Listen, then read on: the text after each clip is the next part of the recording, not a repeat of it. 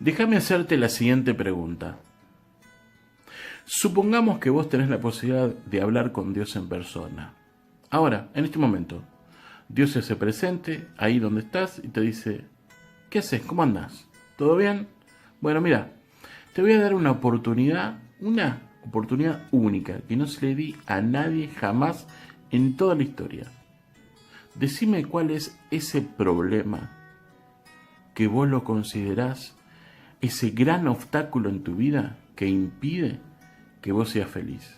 Que vos seas feliz en tu vida personal, en tu vida familiar, en tu economía, en toda tu persona. Digamos que te complica la vida. Ese problema que vos decís, si esto no existiera, si esto se solucionara, mi vida cambiaría radicalmente, sería otra cosa, sería realmente feliz.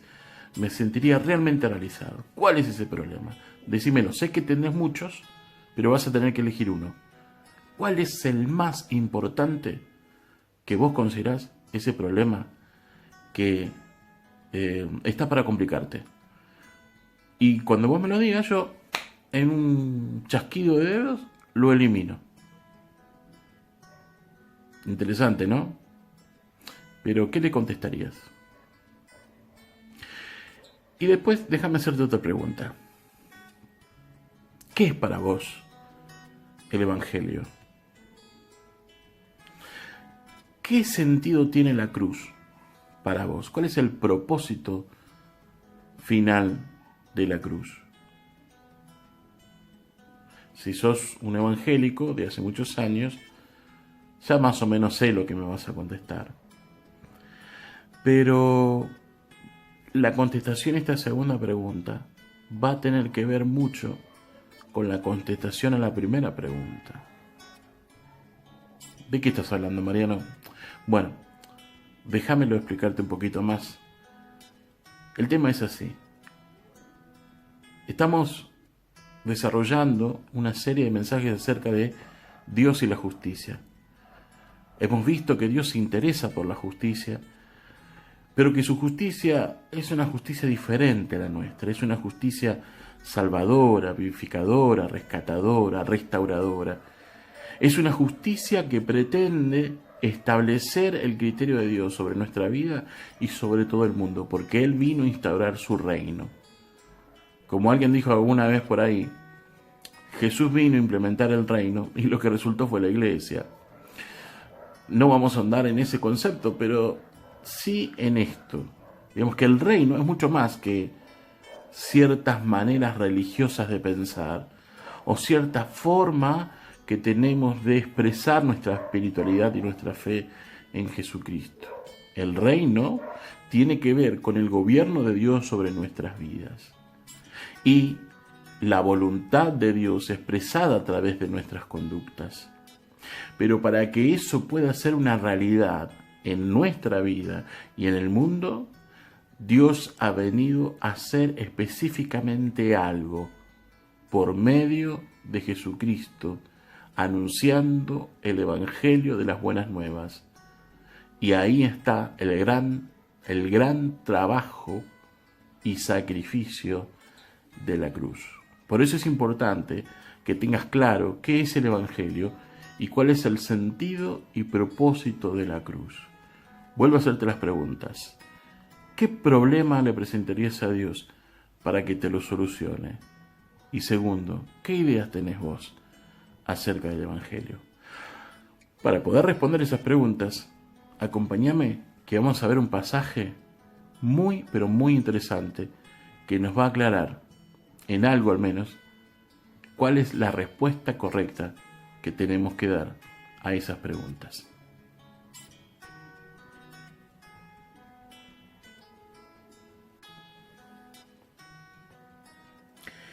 En el Evangelio según San Marcos, capítulo 2, encontramos el siguiente relato. Unos días después, cuando Jesús entró de nuevo en Capernaum, corrió la voz de que estaba en casa. Se aglomeraron tanto que ya no quedaba sitio ni siquiera frente a la puerta mientras él les predicaba la palabra. Entonces llegaron 4 hombres que llevaban un paralítico. Como no podían acercarlo a Jesús por causa de la multitud, quitaron parte del techo encima de donde estaba Jesús y luego de hacer una abertura bajaron la camilla en la que estaba acostado el paralítico. Vamos a dejarlo acá por el momento el relato, ahora lo seguimos, pero analicemos un poco qué es lo que está pasando. La fama de Jesús ya se había extendido en toda la región de Judea. Jesús ya no podía ir tranquilamente por las ciudades o por los pueblos sin que la gente se enterara que estuviera ahí. Era una persona muy famosa y a donde iba Jesús siempre se aglomeraba mucha gente, y eso es lo que está pasando acá. No sabemos bien a qué casa se refiere, porque dice, se enteraron de que estaba en casa. Lo cierto es que estaba en una casa. Quizás fue a visitar una familia amiga, quizás estaba comiendo, almorzando, un momento de descanso. La cuestión es que se enteraron de que estaba ahí Jesús. Y toda la gente se acumuló alrededor. Y él hace lo que siempre hacía, que era predicar el Evangelio, predicar la palabra de Dios. Así que Jesús está ahí en la casa, con mucha gente llenando esa casa, con mucha gente mirando por las ventanas, aglomerado frente a la puerta, y él está predicando el Evangelio. Pero hay 4 amigos que están llevando un quinto. Lo llevan en una camilla. Este amigo es paralítico, y muy posiblemente haya sido paralítico de nacimiento, por lo menos hace muchos años que haya estado postrado en esa situación. Imagínate una persona que esté postrada en una cama durante muchos años. Sin duda el sufrimiento de esta persona debe haber sido tal que conmovió hasta los propios amigos. Los amigos amaban tanto a esta persona, la querían tanto a esta persona que buscaron la forma de que se solucionara su problema. Claro, se encontraron con que la multitud era tan grande que ellos no podían acercarse a Jesús y llevar a esta persona a sus pies para que Jesús hiciera algún tipo de milagro. Así que lo que hicieron fue subirse al techo. Claro, las casas en Jerusalén, en la región de Judea, en aquella época, eran muy distintas a las nuestras. Eran una especie de, como diríamos en el campo, una especie de ranchos hechos de adobe, de paja, de barro. Los techos eran parecidos, digamos, ¿no? Techos de paja, de barro, de madera. No eran techos como nuestros, que eran techos, pueden ser techos de zinc o techos de material. No, eran esos tipos de techo de paja, de madera, de heno, fácilmente desmontable. Y las casas lo que tenían siempre era una escalera que llevaban a la terraza, porque los techos eran usados como terrazas. Pero estaban tan cerca entre sí las casas que a veces, si la casa no tenía esa escalera, lo que se hacía era llegar a otra casa, ir saltando de techo en techo, hasta llegar al lugar donde uno quisiera estar. Bueno, no sabemos si estas personas subieron a esa escalerita típica que tenían las casas en Galilea para llegar hasta la terraza, o fueron saltando de techo en techo. La cuestión es que subieron al techo, subieron a la terraza con esa camilla y ese amigo postrado, y decidieron ir abriendo el techo para poder acercarse a Jesús. Ahora, imagínate esa escena. Jesús está rodeado de mucha gente, él está intentando ser escuchado porque la gente está toda conmovida, toda expectante, escuchando lo que Jesús está diciendo, y de pronto el techo se le abre y 4 caras miran hacia abajo y empiezan a bajar una camilla. Es obvio que la gran intención de los amigos, y seguramente de esa persona que estaba postrado en esa camilla, es que Jesús resolviera su más grande problema, al menos el problema que todos consideramos que era su más grande problema, que era el problema de su parálisis, ¿sí? El problema de estar postrado en una cama. Sin duda, si Jesús le preguntara a esa persona, ¿qué querés que haga por vos? ¿Cuál es el problema que vos tenés para traerme a mí, para que yo te solucione? De un chasquido de dedos. Seguramente esta persona le hubiera dicho, bueno, quiero recuperar la movilidad, quiero ser independiente, no hago otra cosa que mirar el techo. Consideremos esa época también donde no hay fisioterapias, donde no hay posibilidades de neurocirugías, donde no hay médicos, kinesiólogos, donde no hay ni siquiera una aspirina para calmar los dolores, sobre las consecuencias que tiene una persona que está todo el tiempo postrado, como las escaras, por ejemplo. Debe haber sido una vida muy, pero muy miserable. Sufrir la claustrofobia de estar encerrado todo el tiempo, de estar dependiendo todo el tiempo de que alguien tenga la buena voluntad de moverte hacia un costado o de cambiarte el ángulo para que puedas mirar otro techo u otro ángulo de techo. Debe haber sido una vida absolutamente miserable. Es obvio que para esa persona su más grande necesidad, su mayor problema era su inmovilidad. Ahora, los amigos seguramente compartían esa forma de pensar porque están desesperados.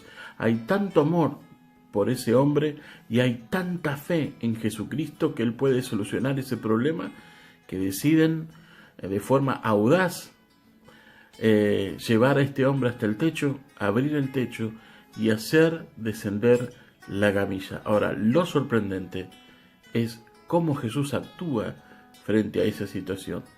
Fíjate lo que dice. Al ver Jesús la fe de ellos, le dijo al paralítico: Hijo, tus pecados te son perdonados.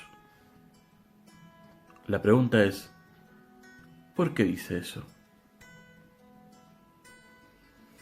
Antes de responder esa pregunta, sigamos leyendo un poquito más para ver qué es lo que está sucediendo en la historia.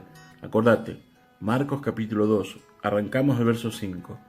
Al ver Jesús la fe de ellos, la fe de los amigos y sin duda también la fe del paralítico, le dijo al paralítico: Hijo, tus pecados quedan perdonados.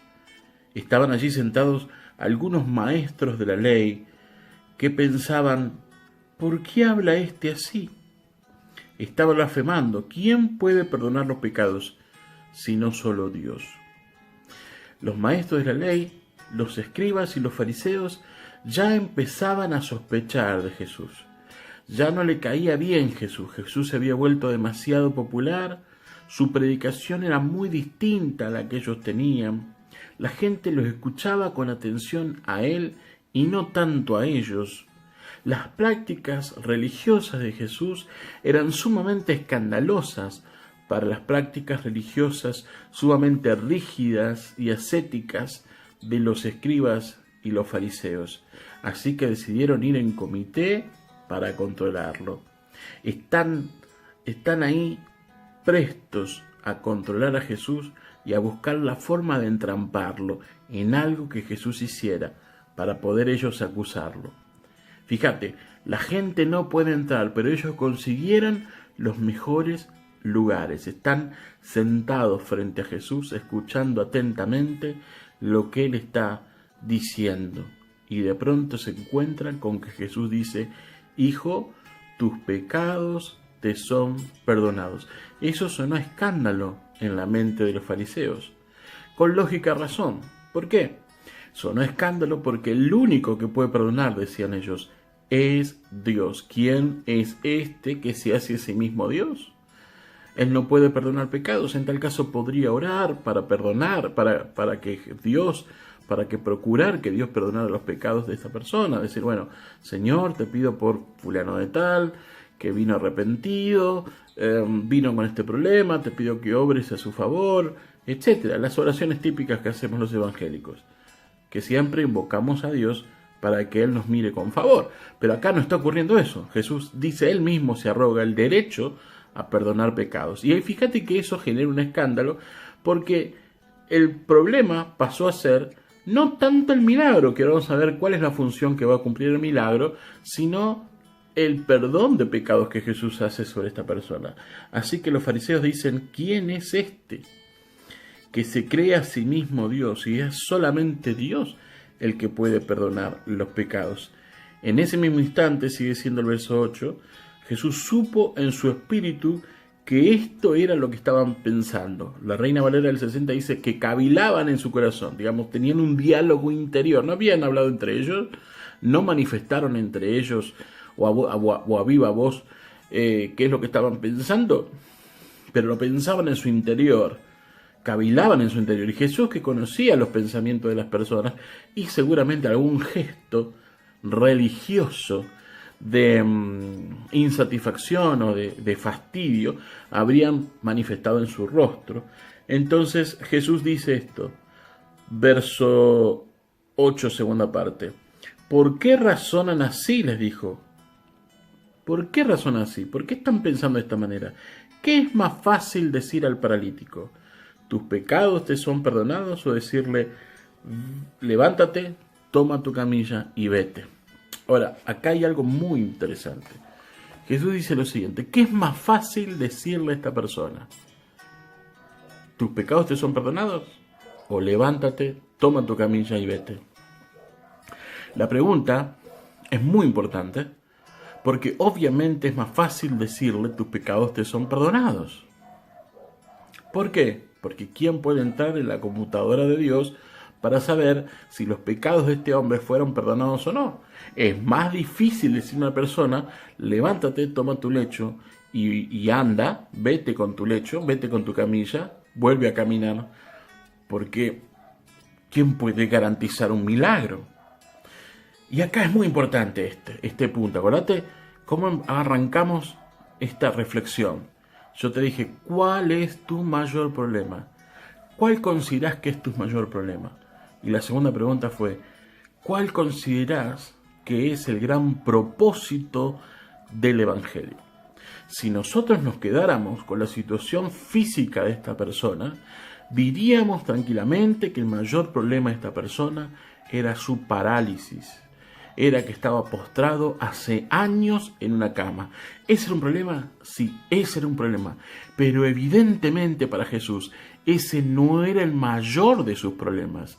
El mayor de sus problemas era el pecado. Y acá viene un punto crucial. La palabra pecado. Palabra que ya no lo usamos. Ha salido del léxico, incluso hasta de los cristianos. Porque muchas veces hablamos del pecado y hablamos muy mal del pecado. Los cristianos a veces cuando hablamos del pecado hablamos de cosas que exteriorizan cierta condición, como es, qué sé yo, fumar, drogarse, adulterar, mentir, matar, robar. Que para la Biblia eso es pecado, sí, claro que sí, eso está mal, eso está prohibido, no se puede hacer. La Biblia dice no matarás, no robarás, no cometerás adulterio, no mentirás, no levantarás falsos testimonios, etc. Lo sabemos. Pero hay una condición de pecado, de los cuales estos otros son manifestaciones de una realidad espiritual que se asienta en nuestra alma y que nos condena a la muerte. Por eso va a decir Efesios, que estábamos muertos en delitos y en pecados. Es decir, estábamos muertos antes de que Cristo aparezca en nuestra vida con el Evangelio. Estábamos muertos en delitos y en pecados. Éramos muertos vivientes, Walking Dead, como la famosa serie de televisión, ¿no? Éramos muertos caminando. ¿Sí? El pecado lo que hace es matar el alma humana. Podemos estar llenos de vida aparentemente, podemos incluso tener éxito, a un aparente éxito en nuestra vida y sentirnos vacíos, sentirnos fracasados, sentirnos que no tenemos propósito, que no tenemos dirección. ¿Cuántos millonarios se han volado la tapa de los sesos? Y uno puede llegar a decir, ¿pero qué pasó? Si lo tenía todo, murieron por una sobredosis, se suicidaron o murieron completamente desanimados o sin ningún gusto por la vida. ¿Por qué? Porque el hombre sin Dios está muerto en delito y en pecado, dice Efesios. Por lo tanto, el gran problema del hombre y de la mujer no es tanto su condición de vida, no es si tiene más o menos plata, no es si tiene más o menos salud, es si tiene o no el perdón de los pecados que solamente puede venir de Dios. Y Jesús lo sabía, por eso va a decirle, tus pecados te son perdonados. Tu mayor problema es el pecado. Esa transgresión que te enemista entre Dios y vos. Dice por ahí Romanos que éramos enemigos de Dios y Dios era enemigo nuestro. Solamente que Dios decidió intervenir a nuestro favor y aparece con el Evangelio. Dios se hace hombre en la persona de Jesucristo y nos anuncia la buena nueva del reino de Dios, que Dios ha llegado a este mundo para implantar su justicia y que su justicia tiene que ver con el perdón que se extiende a todos aquellos que se arrepienten de corazón de su vida de pecado. Entonces, ¿qué es el Evangelio? El Evangelio, como dice Romanos capítulo 1, verso 16, es poder de Dios para salvación. Es decir, es todo el cielo trabajando a favor del pecador arrepentido. Porque el justo solo vive por la fe. Lo demás viene después. Porque como alguien dijo alguna vez, si el gran problema del hombre hubiese sido su economía, Dios hubiese mandado a un economista. Si el gran problema del hombre hubiese sido su autoestima, Dios hubiese mandado a un psicólogo. Si el gran problema del hombre fuera, el sistema educativo, Dios hubiese mandado a un gran pedagogo.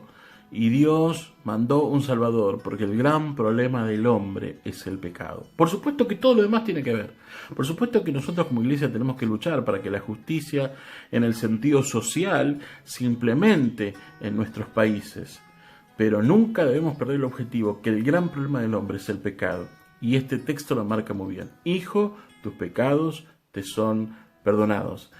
En el Evangelio de Mateo, que es un pasaje paralelo a este, lo relata de esta manera. Jesús, antes de decirle que tus pecados te son perdonados, le dice: hijo, alégrate, porque tus pecados te son perdonados. Ya estás a cuenta conmigo. Romanos capítulo 5. Justificados pues por la fe, tenemos paz para con Dios por medio de nuestro Señor Jesucristo. Claro, el tema es que los fariseos empezaron a decir: ¿quién se cree que es esta persona? ¿Quién se cree que es este blasfemo que se hace a sí mismo Dios y perdona pecados? Por eso es que Jesús dice esa pregunta, que la dejamos flotando. ¿Qué es más fácil decirle a este hombre? ¿Tus pecados te son perdonados? O toma tu lecho, levántate, camina y vete a tu casa. Por supuesto que era más fácil decir tus pecados te son perdonados. ¿Quién puede refutar lo contrario? Pero Jesús dice, y acá te lo voy a leer, dice, verso 16, pues para que sepan que el Hijo del Hombre tiene autoridad en la tierra para perdonar pecados, se dirigió entonces al paralítico y le dijo: a ti te digo, levántate, toma tu camilla y vete a tu casa. Él se levantó, tomó su camilla enseguida, salió caminando a la vista de todos, y ellos se quedaron asombrados y comenzaron a alabar a Dios diciendo: jamás hemos visto tal cosa. Entonces el milagro que cae sobre este hombre, que es que este hombre recupere la movilidad, no es el gran propósito de Jesucristo, o por lo menos no es el propósito en esta historia.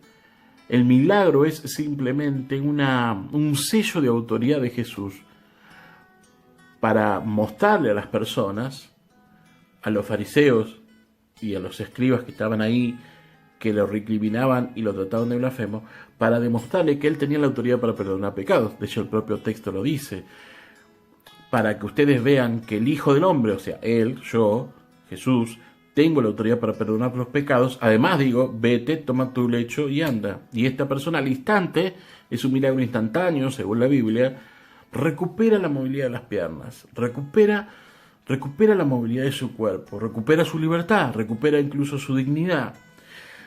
Pero eso es un efecto secundario respecto del gran problema del hombre, que es el tema del pecado. Y esto hay que tenerlo en cuenta. Cuando hablamos de la justicia de Dios, no solo Jesús ha venido a instalar un reino que procure una justicia que nos involucre a todos, sino también, para poder hacer eso, Jesús ha venido a buscar y remover el gran problema central del hombre en su vida espiritual, que era el pecado, sigue siendo el pecado. Por eso está la cruz. La cruz es el gran símbolo de Dios, es el gran instrumento de Dios, que nos dice que el pecado debe ser condenado y que debe ser removido. No solo la cruz es un claro ejemplo de la condena sobre el pecado, sino también es un claro ejemplo del amor de Dios por nosotros, porque en vez de nosotros ocupar la cruz para dar pago a nuestras transgresiones, es el propio Cristo que asume nuestra condición, que asume nuestro lugar, y a nosotros nos imputa su justicia perfecta. Por eso va a decir el apóstol Pablo por ahí, en su carta a los Corintios, al que no cometió pecado, por nosotros lo hizo pecado, para que nosotros fuésemos hechos justicia de Dios en él. En definitiva, hay un cambio de expediente. ¿Qué es el Evangelio? Es un cambio de expediente. Jesús en la cruz se hace cargo de nuestras transgresiones, se hace cargo de nuestros pecados, asume la responsabilidad de nuestras malas acciones, de una vana manera de vivir, de una vida pecaminosa, de nuestros delitos y pecados, diría Efesios, y a su vez nos imputa su justicia perfecta, nos restaura como el Hijo pródigo a la misma condición que teníamos antes de la caída, que es la de ser hijos de Dios. Entonces vuelvo a hacerte la pregunta de origen.